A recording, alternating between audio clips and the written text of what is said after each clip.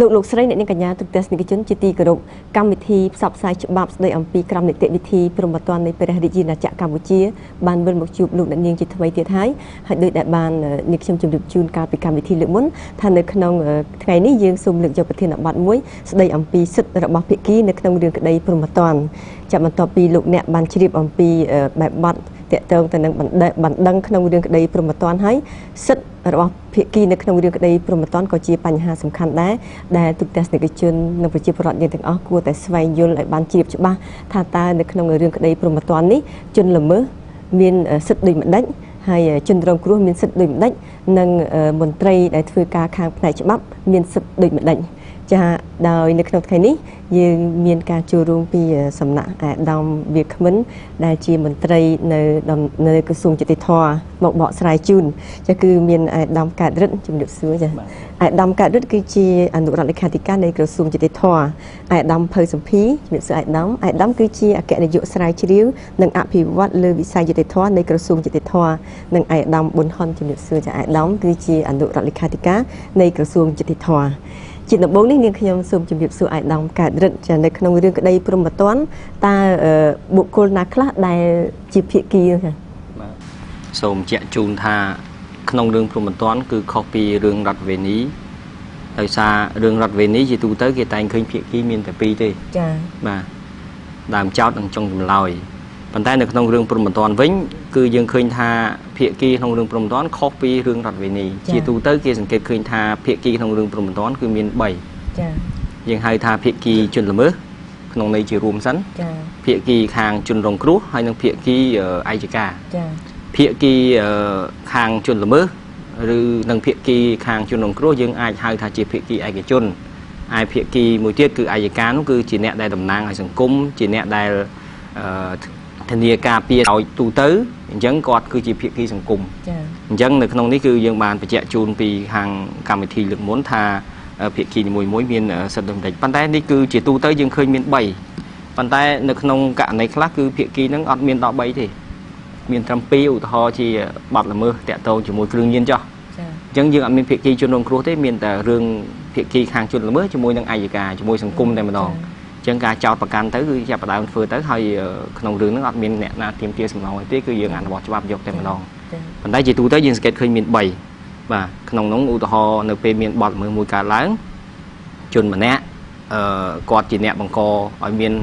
បទល្មើសគឺជាភាគីជនល្មើសអ្នកដែលទទួលរងគ្រោះអំពីអំពើគឺជាភាគីរងគ្រោះឯសង្គមអន្តរាគមន៍ដើម្បីធានាការពារសំណាប់របស់សាធារណៈគឺអัยការនេះឯងចា៎បាទចា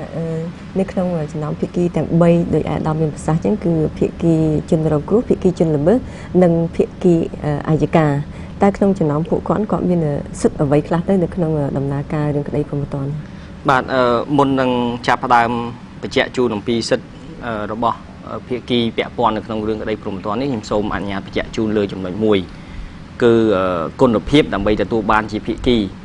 នៅពេលដែលយើងបញ្ជាក់អំពីភាគីជនល្មើសភាគីជនរងគ្រោះភាគីអัยការនេះគឺជាន័យក្នុងន័យរួមតាក់ទងរឿងក្តីព្រហ្មទណ្ឌប៉ុន្តែបើសិនជាយើងផ្ដោតថាសួរថាតើពេលណាដើម្បីគាត់អាចខ្លាយទៅជាភាគីអញ្ចឹងយើងអាចលើកយកចំណុចមួយមកធ្វើការពិចារណាទី1ដើម្បីខ្លាយខ្លួនទៅជាភាគីគេហៅថាជនរងគ្រោះគឺក្នុងករណីនេះដោយខ្ញុំដោយកម្មវិធីលើកមុនបានបញ្ជាក់ជូនគឺ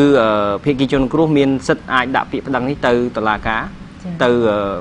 ដំបងអាចដាក់ទៅនគរបាលធម៌បន្ទាប់មកទៅអัยការហើយទៅជាក្រុមស៊ើបសួរហើយទៅតុលាការប៉ុន្តែគាត់នឹងខ្លាយខ្លួនទៅជាភាគីពិតប្រាកដមួយនៃរឿងក្តីព្រហ្មទណ្ឌនៅពេលដែលគាត់តាំងខ្លួនជាដើមបណ្ដឹងរដ្ឋវេនីបានន័យថាគាត់តាំងខ្លួនចេញមុខដើម្បីទាមទារសំណងហើយតាំងខ្លួនថាគាត់គឺជាជនរងគ្រោះអញ្ចឹងក្នុងករណីគាត់នឹងខ្លាយខ្លួនទៅជាភាគីដ៏ពិតប្រាកដមួយនៅក្នុងសំណុំរឿងឯចំពោះភាគីខាងជនល្មើសវិញជាទូទៅយើងមានដំណាក់កាលច្រើននៅក្នុងដំណាក់កាលស៊ើបអង្កេតគេតែងហៅថាជនសង្ស័យចា៎អញ្ចឹងជនដែលមានតម្រុយប្រតិភិបហើយដែលជាមុខសញ្ញារបស់សំណុំរឿងស៊ើបអង្កេតគាត់គឺជាភាគីក្នុងសំណុំរឿងស៊ើបអង្កេតគេអាចប្រើអន្តិវិធីបង្ខំមួយចំនួនដូចជាការឃាត់ខ្លួនទៅលើជននោះជាដើមប៉ុន្តែបើសិនជាចេញផុតពីដំណាក់កាលស៊ើបអង្កេតចូលដល់ដំណាក់កាលស៊ើបសួរវិញអញ្ចឹងនៅក្នុងករណីនេះគឺដើម្បីខ្លាយខ្លួនទៅជាភាគីក្នុងសំណុំរឿងស៊ើបសួរលុះណាតែបុគ្គលនោះគឺជាបុគ្គលដែលមានចង្អុលបង្ហាញនៅក្នុងនៃការសន្និដ្ឋានជួនរយស៊ើបសួររបស់អัยការដែលកន្លែងនេះជននោះគឺឲ្យឈ្មោះថាជាជនត្រូវចោទឬបើប្រសិនបើគាត់មិនមានឈ្មោះ នៅក្នុងដីកាសន្និដ្ឋានជួននឹងស៊ើបសួររបស់អាយកាទេគឺគាត់ត្រូវបានចៅក្រមស៊ើបដាក់ឲ្យក្រមការពិនិត្យដោយអនុលោមតាមមាត្រា126និងមាត្រា143នៃក្រមនីតិវិធីព្រហ្មទណ្ឌអញ្ចឹងដើម្បីដឹងថាអ្នកណាជាភាគីខាងជនល្មើសនោះគឺយើងត្រូវពិនិត្យក្នុងសំរឿងថាអ្នកណាដែលមានឈ្មោះនៅក្នុងដីកាសន្និដ្ឋានជួននឹងស៊ើបសួររបស់អាយកាដែលគេហៅភាសាកាត់នៅតុលាការគេហៅ ARE នោះហើយអ្នកគឺហើយនឹងបុគ្គលដែលត្រូវបានចៅក្រមស៊ើបសួរសម្រាប់ដាក់នៅក្រមការពិនិត្យអញ្ចឹងបុគ្គលទាំងពីរប្រភេទនេះមានឈ្មោះថាគឺជាជនត្រូវចោទអញ្ចឹងជនត្រូវចោទគឺជាភាគីខាងជនល្មើសនៅក្នុងសំណុំស៊ើបសួរចា៎ដល់ពេលនៅក្នុងសំណុំរឿងជំនុំជម្រះវិញសំណុំរឿងព្រហ្មទណ្ឌដែលត្រូវបញ្ជូនដល់ដំណាក់កាលជំនុំជម្រះគឺជនម្នាក់នឹងคลายខ្លួនទៅជាភាគីនៃដំណាក់កាលជំនុំជម្រះនៃសំណុំរឿងជំនុំជម្រះនោះលុះត្រាតែបុគ្គលគឺជាកម្មវត្ថុគឺជាកម្មវត្ថុនៃការបញ្ជូនទៅជំនុំជម្រះក្នុងនេះយើងមាននីតិវិធី3ដើម្បីបញ្ជូនទៅជំនុំជម្រះទី1គឺការបញ្ជូនតាមរយៈដីកាបញ្ជូនរឿងទៅជំនះរបស់ចៅក្រមស៊ើបឬសារដីកាបញ្ជូនជំនះរបស់សភាស៊ើបសួរទី2គឺជននោះត្រូវបានបញ្ជូនតាមដីកាកោះហៅបញ្ជូនទៅជំនះផ្ទាល់របស់អាយកាទី3គឺជននោះត្រូវបានបញ្ជូនទៅជំនះតាមរយៈកំណត់ហេតុស្អីពីការបង្ហាញខ្លួនភ្លាមនៅក្នុងនីតិវិធីទាំងអស់នេះគឺជននោះមានឈ្មោះថាជាជនជាប់ចោទអញ្ចឹងបើសិនជាយើងពិនិត្យក្នុងសំណុំរឿងជំនះអ្នកដែលមានឈ្មោះជនជាប់ចោទគឺជាភាគីនៅក្នុងសំណុំរឿងនោះឯងអាយកា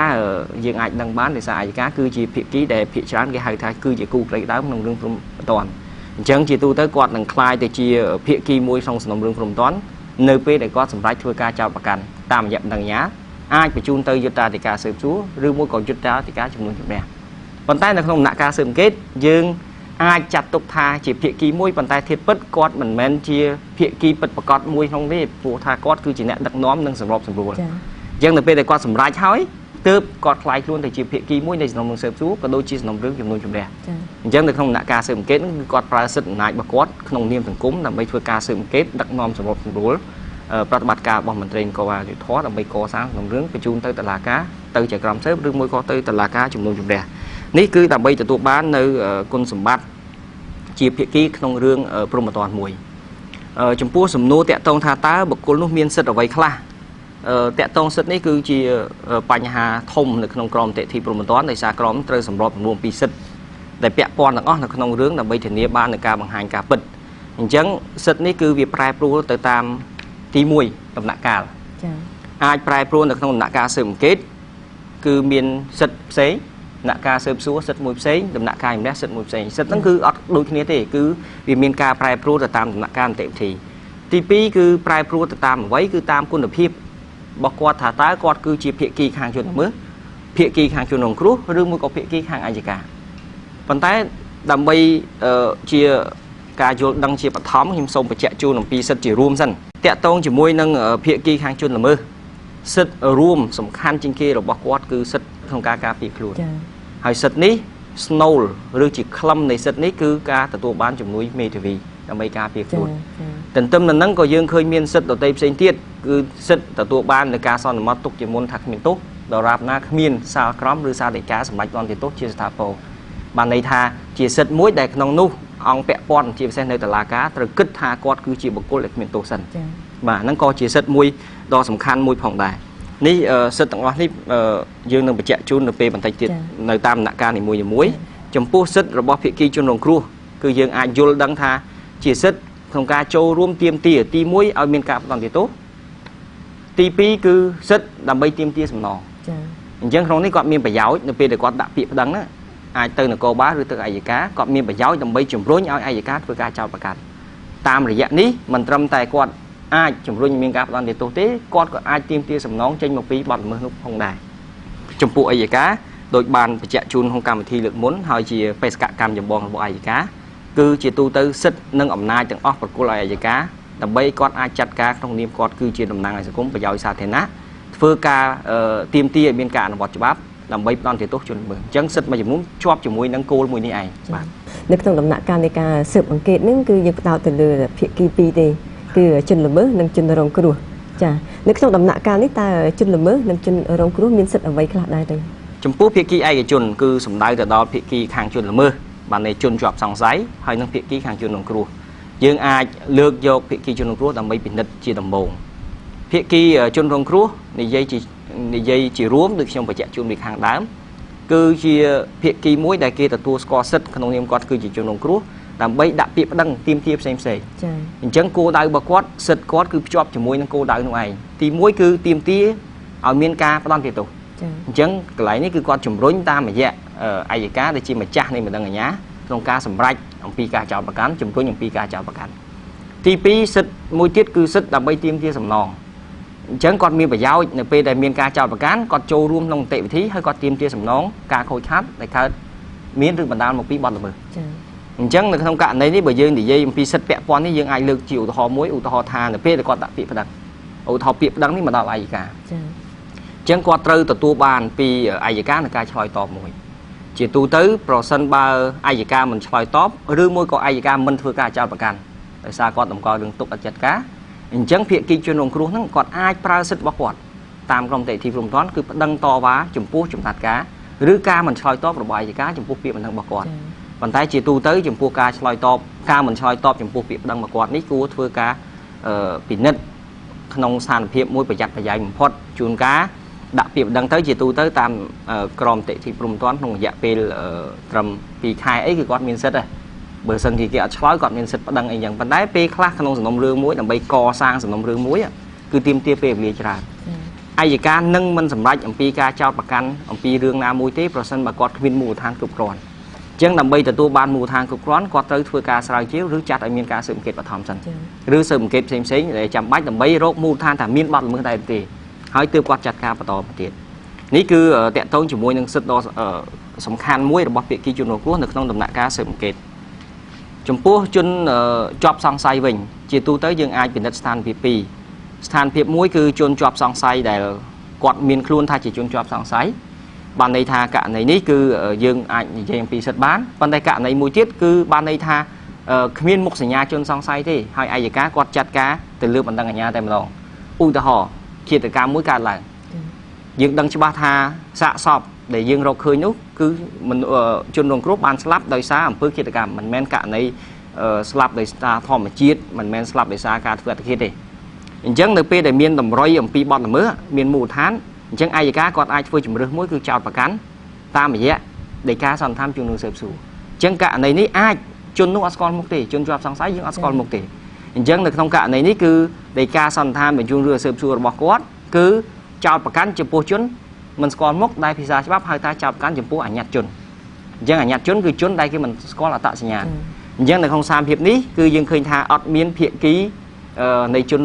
ភាគីជនល្មើសខាងជនល្មើសហ្នឹងនៅក្នុងដំណាក់កាលស៊ើបអង្កេតទេប៉ុន្តែមួយទៀតអត់ទេឧទាហរណ៍ដូចជាបទល្មើសជាក់ស្ដែងជនល្មើសត្រូវបានចាប់ខ្លួនឬមួយក៏ករណីផ្សេងទៀតដែលក្នុងនោះមានតម្រុយចង្អុលអំពីអត្តសញ្ញាណរបស់បុគ្គលណាមួយអញ្ចឹងការស៊ើបអង្កេតអាចផ្ដោតឬអាចបង្វែរមុខសញ្ញាចំគាត់អញ្ចឹងគាត់នឹងคล้ายទៅជាភាគីមួយដែលត្រូវការពារខ្លួនដែរដោយសារចាប់ដើមមានការកសាងក្នុងរឿងចំពោះគាត់ខ្ញុំសូមលើកដោយត្រួសត្រាសអំពីសិទ្ធិរបស់គាត់នៅក្នុងដំណាក់កាលស៊ើបអង្កេតហើយសិទ្ធិធំនោះមានមួយចំនួនដូចតទៅហើយពេលខ្លះភ្ជាប់ជាមួយនឹងការខាត់ខ្លួនទៀតផងសិទ្ធិធំជាងគេដូចបានជម្រាបជូនខាងលើគឺសិទ្ធិក្នុងការការពារខ្លួនហើយសិទ្ធិនេះគឺសិទ្ធិទទួលបានជំនួយមេធាវីជាទូទៅសិទ្ធិនេះគាត់អាចមានមេធាវីនេះនៅគ្រប់ពេលទាំងអស់ប៉ុន្តែបើសិនជាពាក់ព័ន្ធជាមួយនឹងការខាត់ខ្លួនប្រសិនបើពាក់ព័ន្ធជាមួយការខាត់ខ្លួនយោងតាមក្រមនីតិវិធីព្រហ្មទណ្ឌ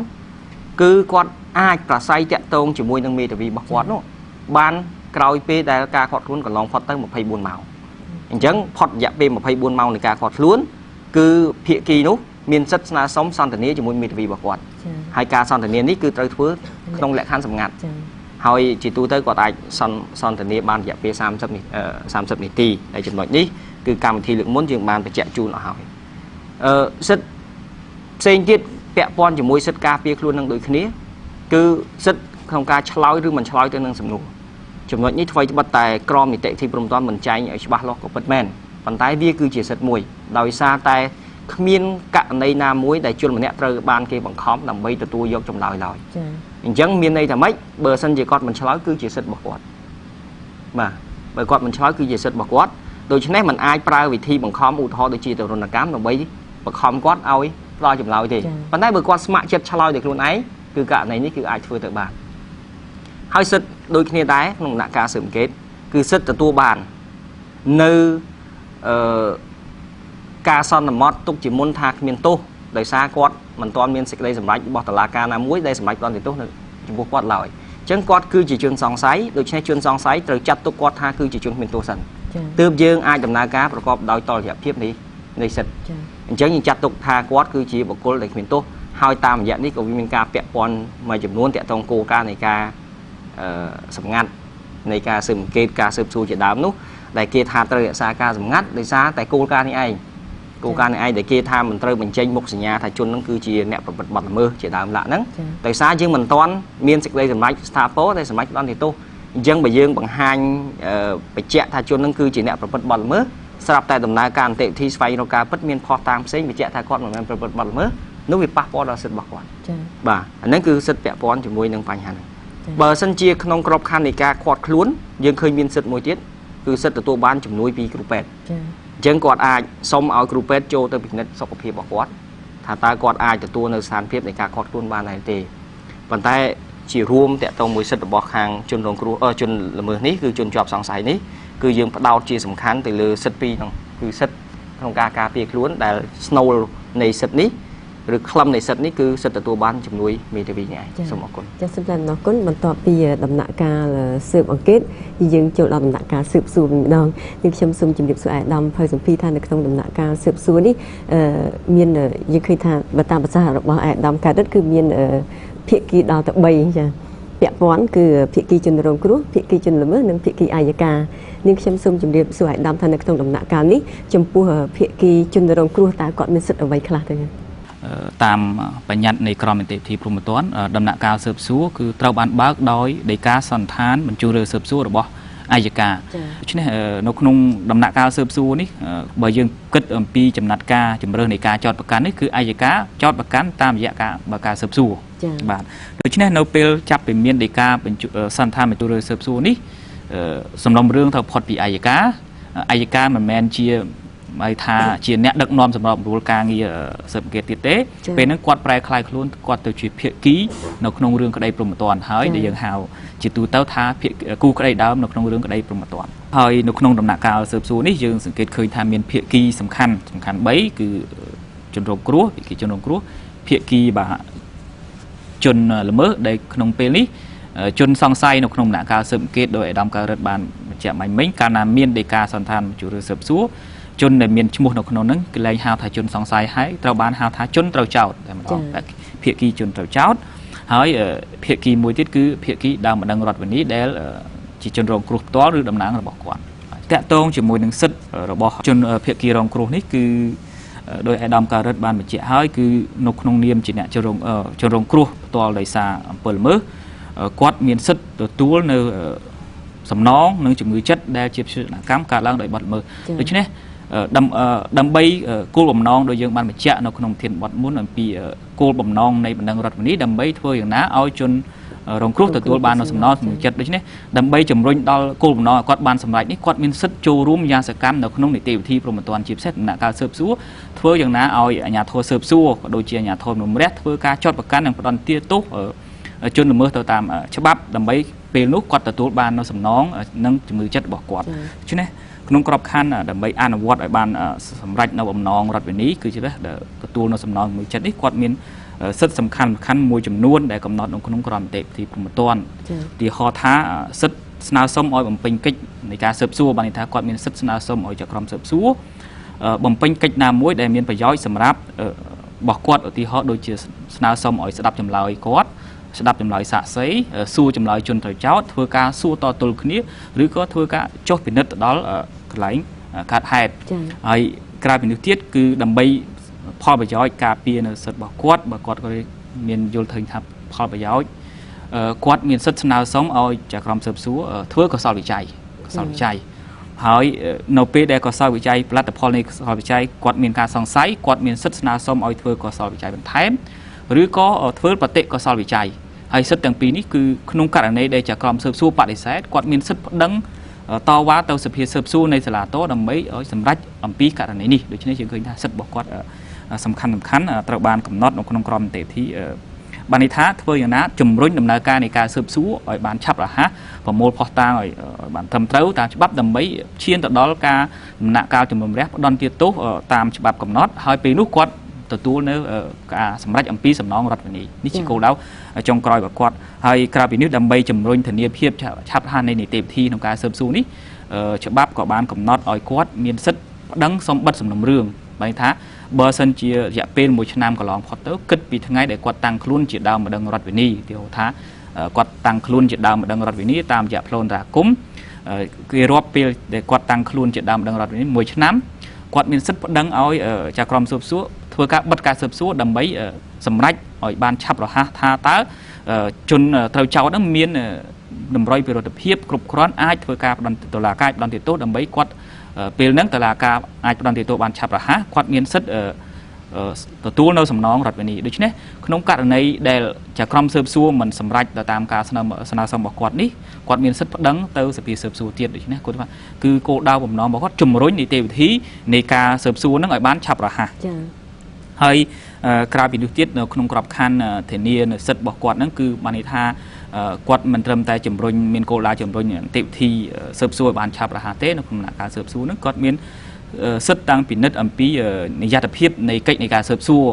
គាត់យល់ឃើញថាកិច្ចដែលបានស៊ើបសួរដែលធ្វើឲ្យចៅក្រមស៊ើបសួរនេះធ្វើឡើងដោយមានភាពមិនប្រក្រតីហើយប៉ះពាល់ដល់ផលប្រយោជន៍របស់គាត់មានសិទ្ធិប្តឹងសុំមូលភាពនៃកិច្ចស៊ើបសួរនេះទៅសភាស៊ើបសួរនៃសាលាតដែលបានកំណត់នៅក្នុងមាត្រា253ហើយជាពិសេសមាត្រា268ដែលនិយាយអំពីសិទ្ធិរបស់គាត់ក្នុងការប្តឹងទៅសភាស៊ើបសួរក្នុងករណីដែលចៅក្រមស៊ើបសួរបដិសេធនឹងការស្នើសុំរបស់គាត់មានសិទ្ធិប្តឹងទៅសភាស៊ើបសួរទាស់ហើយចំណុចមួយចុងក្រោយទៀតតាក់ទងចំណាត់ការចុងក្រោយរបស់ចៅក្រមស៊ើបសួរនៅពេលដែលធ្វើការបិទការស៊ើបសួរតាមរយៈដីកាដំណោះស្រាយដីកាដំណោះស្រាយមានរូបភាពជាដីកាលើកលែងចោទប្រកាន់ឬដីកាបញ្ជូនទៅជំរះផ្ទាល់កាលណាចៅក្រមស៊ើបសួរបិទការស៊ើបសួរតាមរយៈដីកាលើកលែងចោទប្រកាន់ដូច្នេះជនដើមម្ដងរដ្ឋវិន័យជាជនរងគ្រោះហ្នឹងតំណាងជនរងគ្រោះគាត់យល់ថាផលប្រយោជន៍របស់គាត់ត្រូវបានប៉ះពាល់ពីព្រោះថាបើសិនជាលើកលែងចោទប្រកាន់គ្មានបទល្មើសគាត់ក៏មិនអាចទទួលសំណងរដ្ឋវិន័យដូច្នេះសិទ្ធិរបស់គាត់មានសិទ្ធិប្តឹងតវ៉ាទៅសភាស៊ើបសួរនៃសាលាតទៀតចានៅក្នុងដំណាក់កាលនៃការស៊ើបសួរនេះដែរចំពោះភាគីត្រូវចោទវិញតើគាត់មានសិទ្ធិអ្វីខ្លះដែរហ្នឹងបាទចំណែកភាគីជនត្រូវចោទនេះគឺមានបទបញ្ញត្តិជាច្រើននៃក្រមនីតិវិធីព្រហ្មទណ្ឌនេះត្រូវបានរៀបចំឡើងក្នុងគោលដៅទី1ធានានៅគោលការណ៍ជាមូលដ្ឋានសិទ្ធិនៃការការពារខ្លួន